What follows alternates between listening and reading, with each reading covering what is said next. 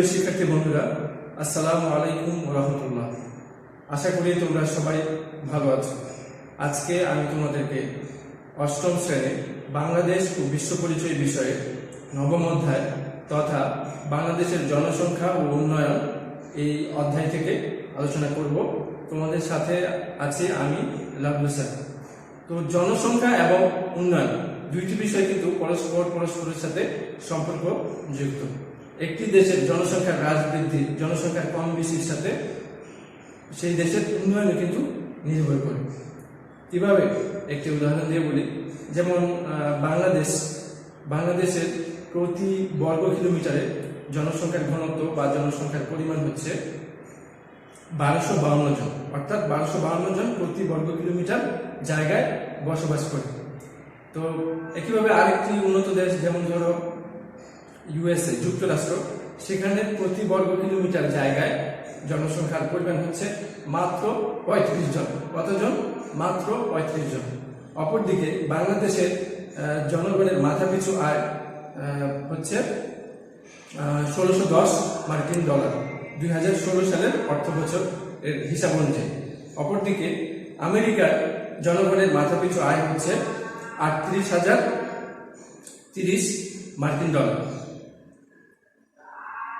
তো বোঝা যাচ্ছে যে কোথায় 38,030 মার্কিন ডলার আর কোথায় 1610 মার্কিন ডলার। তাহলে আমেরিকায় হচ্ছে প্রতি বর্গ কিলোমিটারে 35 জন বসবাস করে, বাংলাদেশের প্রতি বর্গ কিলোমিটারে 1252 জন বসবাস করে। তাহলে বোঝা যাচ্ছে যে জনসংখ্যা বৃদ্ধির কারণে বা বেশি জনসংখ্যার কারণে বাংলাদেশের উন্নয়ন কিন্তু ত্বরান্বিত হচ্ছে না। এই জন্যই জনসংখ্যা এবং উন্নয়ন একে অপরের সাথে সম্পর্কযুক্ত। তো এবার দেখে নিব বাংলাদেশের জনসংখ্যা নীতি। জনসংখ্যা নীতি বলতে কি বোঝায়? জনসংখ্যা নীতি হচ্ছে একটি দেশের জনসংখ্যা বিষয়ে জাতীয় পর্যায়ে পরিকল্পনা গ্রহণের যে দিক নির্দেশনা আছে তাকে বলা হয় জনসংখ্যা নীতি। একটি দেশের জাতীয় পর্যায়ে সামগ্রিকভাবে জনসংখ্যা নিয়ন্ত্রণ, জনসংখ্যার পরিকল্পনা, জনসংখ্যা নিয়ে কি কাজ করবে, কার্যক্রম, এগুলোর ব্যাপারে যে দিক নির্দেশনা রয়েছে সেটি হচ্ছে জনসংখ্যা নীতি। তো জনসংখ্যা নীতির কয়েকটি লক্ষ্য এবং উদ্দেশ্য আছে। কি কি লক্ষ্য উদ্দেশ্য একটু দেখে নেই। প্রয়োজনীয় স্বাস্থ্য ও পরিবার কল্যাণ সেবা, পরিবার পরিকল্পনা ও প্রজনন স্বাস্থ্য সেবা প্রদান, শিশু ও নারী পুষ্টি সেবা নিশ্চিত করা, ইউনিয়ন পর্যায়ে নারী ও শিশু স্বাস্থ্য সেবা নিশ্চিত করা। ইউনিয়ন হচ্ছে একদম ক্ষুদ্র একটি একক, অর্থাৎ গ্রাম। বাংলাদেশের ধরো একটি গ্রাম, সেই গ্রাম বা ইউনিয়ন, সেই একদম ছোট ক্ষুদ্র একক, অর্থাৎ কোনো স্থান যেন দেশের বাদ না যায়, এজন্য ইউনিয়ন পর্যায় পর্যন্ত কি করা? নারী ও শিশু স্বাস্থ্য সেবা প্রদানের ব্যবস্থা করা। দরিদ্র ও বিশেষ চাহিদা সম্পন্নদের স্বাস্থ্য সেবা। বিশেষ চাহিদা সম্পন্ন বলতে বোঝায় শারীরিকভাবে বা মানসিকভাবে যারা প্রতিবন্ধী, তাদেরকে বলা হয় বিশেষ চাহিদা সম্পন্ন মানুষ, তাদের স্বাস্থ্য সেবা নিশ্চিত করা। প্রবীণ জনগণের নিরাপত্তা নিশ্চিত করা, নিরাপত্তা ও স্বাস্থ্য সেবা নিশ্চিত করা। প্রবীণ অর্থ হচ্ছে যারা বয়োজ্যেষ্ঠ, যাদের বয়স বেশি আমাদের দেশে, বৃদ্ধ লোক, তাদের নিরাপত্তা প্রদান এবং স্বাস্থ্য সেবা প্রদান। তাহলে এখানে দেখা যাচ্ছে যে স্বাস্থ্য সেবা এবং পরিবার কল্পনা, পুষ্টি, এগুলো নিয়ে কিন্তু সরকারিভাবে একদম শহর, গ্রাম, ইউনিয়ন পর্যায় পর্যন্ত কাজ করে যাচ্ছে, যাতে কেউ এই সেবা থেকে বঞ্চিত না হয়। ঠিক আছে, এটা হচ্ছে জনসংখ্যা নীতির লক্ষ্য ও উদ্দেশ্য। তো এবার দেখে নেব জনসংখ্যা নিয়ন্ত্রণে সরকারি ও বেসরকারি উদ্যোগ। একটু আগে আমরা আলোচনা করলাম যে জনসংখ্যা যদি নিয়ন্ত্রণ থাকে, জনসংখ্যা যদি কম থাকে, যেমন যুক্তরাষ্ট্র, কম থাকার কারণে কিন্তু সেটা আজকে উন্নত দেশ, কারণ কম সংখ্যক জনগণকে কিন্তু অধিক সেবা প্রদান করা যায়। কিন্তু বেশি জনগণ থাকলে সবাইকে অধিক সেবা নিশ্চিত করা যায় না। তো এই জন্য সরকারি উদ্যোগগুলো কি কি, বাংলাদেশ সরকার কি কি উদ্যোগ নিয়েছে সেগুলো আগে দেখে নেই। নিরক্ষরতা দূরীকরণ ও সাক্ষরতা বাড়ানো, অর্থাৎ বাংলাদেশের প্রত্যেকটি অঞ্চলে, প্রত্যেকটি জায়গায় নিরক্ষরতা দূর করা, সাক্ষরতা বাড়ানো, সবাইকে শিক্ষা মানে প্রাথমিক শিক্ষা জ্ঞান, যেটা সাক্ষরতা মানে সাক্ষরতার যে জ্ঞান, প্রাথমিক শিক্ষা জ্ঞান, সেটা নিশ্চিত করার কাজ করেছে সরকার। অতীতে বাংলাদেশ 1971 স্বাধীন হয়েছে, তো আমরা বলবো এটি নবগঠিত একটি দেশ। তো তখন যে পরিমাণ শিক্ষার হার ছিল, এখন কিন্তু শিক্ষার হারটা অনেক বেড়েছে। শতভাগ নিশ্চিত না হলেও মোটামুটি আমরা কাছাকাছি পর্যায়ে ডে বাই ডে, দিন দিন আমরা চলে যাচ্ছি। নারী শিক্ষার প্রসারমূলক কাজ। নারী এবং পুরুষের যে অনুপাত প্রায় কিন্তু বাংলাদেশের সমান সমান, কিন্তু নারীরা কিন্তু শিক্ষায় অনেক পিছিয়ে ছিল। গ্রাম শহর কিংবা যাই বলো না কেন, আজ থেকে 1 যুগ বা 2 যুগ আগে নারীরা কিন্তু শিক্ষায় পিছিয়ে ছিল। শিক্ষায় পিছিয়ে থাকার কারণে কি হয়েছে, তারা কিন্তু কর্মে অংশগ্রহণের হারও কিন্তু তাদের কম ছিল। যেহেতু তারা কর্মে অংশগ্রহণ করে নাই, তাই কি হয়েছে, দেশের উন্নয়নটাও কিন্তু ধীর গতিতে হয়েছে। এই জন্য সরকার নারী শিক্ষার প্রসারে কাজ করেছে। যেমন নারীদেরকে শিক্ষার জন্য উদ্বুদ্ধ করার জন্য মাধ্যমিক স্তরে তাদেরকে উপবৃত্তি প্রদান করা হয়, হ্যাঁ, তারপরে বিনামূল্যে বই বিতরণ করা হয়। এই সুবিধাগুলো কিন্তু সরকার দিয়েছে। চিকিৎসা সেবা নিশ্চিত করা স্বাস্থ্য খাতের একটি বড় চ্যালেঞ্জ। বাংলাদেশের প্রত্যেকটি অঞ্চলের প্রত্যেকটি জায়গায় প্রত্যেকটি মানুষ যেন চিকিৎসা সেবা পায়, সরকার কিন্তু সেটি নিয়ে কাজ করেছে। কাজী অফিসে বিবাহ রেজিস্ট্রেশন। কাজী অফিসে বিবাহ রেজিস্ট্রেশন করার একটা সুবিধা হচ্ছে, আমরা জানি আমাদের বাংলাদেশে নারী এবং পুরুষের বিবাহের বয়স হচ্ছে, ছেলেদের হচ্ছে 21 বছর আর মেয়েদের হচ্ছে 18 বছর। তো কাজী অফিসে যখন বিবাহ করা হবে, বিবাহ রেজিস্ট্রেশন হবে, তখন কিন্তু এই বয়সটি কিন্তু চেক করা হবে।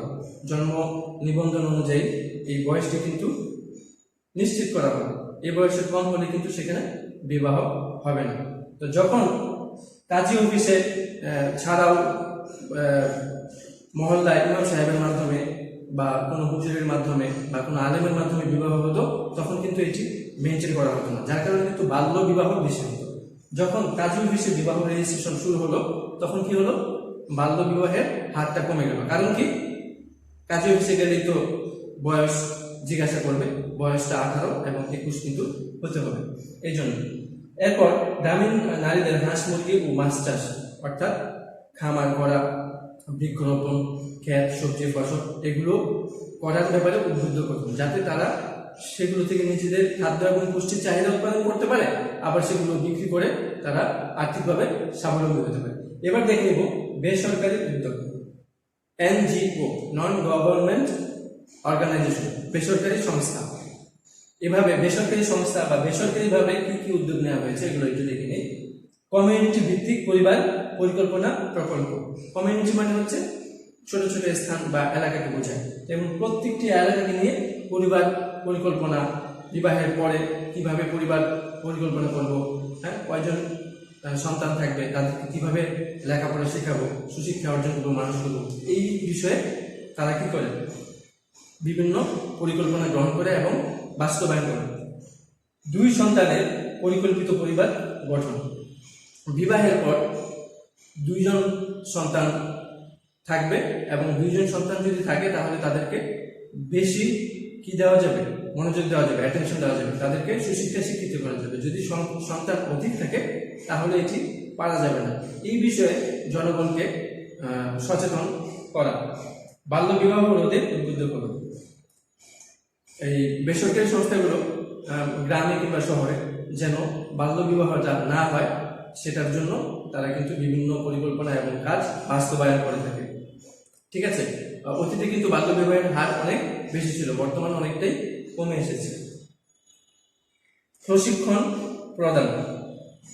গ্রামীণ জনগণ বা শহরের জনগণ যারা জনসংখ্যা, স্বাস্থ্য, পুষ্টি, চিকিৎসা বা কৃষি সম্প্রসারণ এগুলো নিয়ে যাদের প্রশিক্ষণের অভাব আছে, সেই গ্রামীণ জনগণ বা শহরের জনগণের কাছে কিন্তু এই NGO বা বেসরকারি সংস্থার কিছু কর্মী থাকে, সমাজকর্মী থাকে, তারা কিন্তু বাড়ি বাড়ি যেয়ে বা একটি কমিউনিটি বা একটি গ্রামে সবাইকে একত্রিত করে এই প্রশিক্ষণ কার্যক্রমগুলো দিয়ে থাকে। এরপরে হচ্ছে সচেতনতা কার্যক্রম, যেটা আমি আগে আলোচনা করেছি। জনসংখ্যা যদি বেড়ে যায় বা জনসংখ্যার কুফল সম্পর্কে জানানো হয় এবং সবাইকে সচেতন করা, যেন জনসংখ্যা নিয়ন্ত্রণে থাকে। এরপর হচ্ছে ধর্মীয় নেতাদের উদ্বুদ্ধ করুন। মসজিদের ইমাম সাহেব, চার্চের গির্জা বা পুরোহিত যারা আছে, তাদের কথা কিন্তু মানুষ শুনে থাকে। এজন্য তাদেরকে বোঝানো বা তাদেরকে উদ্বুদ্ধকরণ যে আপনারা জনসংখ্যা নিয়ন্ত্রণ বা জনসংখ্যা বেড়ে গেলে যে একটি দেশ উন্নত হতে পারে না বা অনেক সমস্যা তৈরি হয়, এই বিষয়ে আপনারা জনগণকে বুঝাবেন। এইভাবে তাদেরকে যত ধর্মীয় নেতা আছে তাদেরকে উদ্বুদ্ধকরণের পরিকল্পনা কিন্তু বেসরকারি সংস্থা হাতে নিয়েছে। তো শিক্ষার্থী বন্ধুরা, আজকের ক্লাস এই পর্যন্তই। তোমরা মনোযোগ সহকারে বাড়ির কাজ করবে এবং লেকচারটি নোট করে নেবে। দেখা হবে আগামী ক্লাসে ইনশাআল্লাহ। ততক্ষণ পর্যন্ত তোমরা সকলেই ভালো থাকো, সুস্থ থাকো। আল্লাহ হাফেজ। আসসালামু আলাইকুম ওয়া রাহমাতুল্লাহ।